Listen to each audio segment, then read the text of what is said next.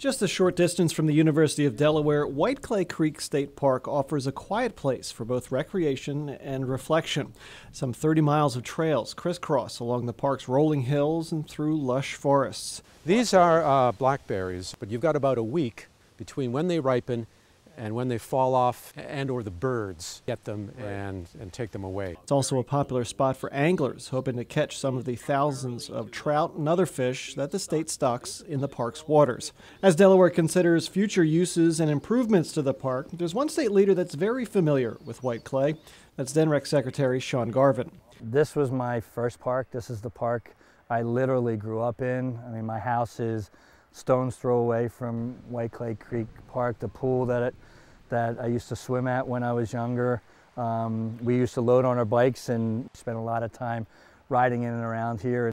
As part of the master plan process, Garvin is gathering public comments on how the park is used and how those users think investments should be made in the future. The focus and goal is for us to have a roadmap on how we proceed, for folks to understand, so that as your various interests, you can see where your piece falls into this, or why an investment is being placed one place versus the other.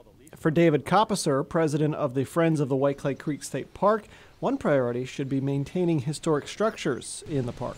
Especially the historical buildings, having sufficient funding or some arrangement to continue to preserve those, to upgrade them so that they can be lived in or used in an active way. The park plays a significant role in Delaware's history, or more accurately, in Delaware geography. One of the dozens of trails that meander through the park leads to the Arc Corner Monument, the place where the round northern border of the state meets the Pennsylvania state line.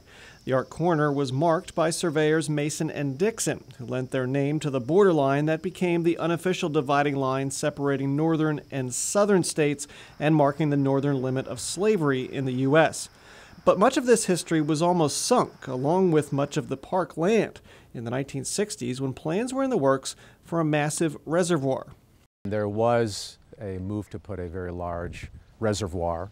So there were people in the community who fought that, who got public support and politician support, and eventually that dam project was deferred, and as a result a lot of land for recreation use in trails and cycling and so on was preserved. Continuing to preserve that use in the right way can have big economic impacts for the state. $1 in general funds into our parks brings back $40 in the economy of the state of Delaware, which is more than double any of our surrounding states. And if you look at a 50-mile radius, some $400 million comes into our state. So, I mean, it is a valuable part of our economy, but it's also very critically important to Delawareans and providing these opportunities. It's something that we will, I think, in future generations treasure, having this amount of land preserved for a variety of uses.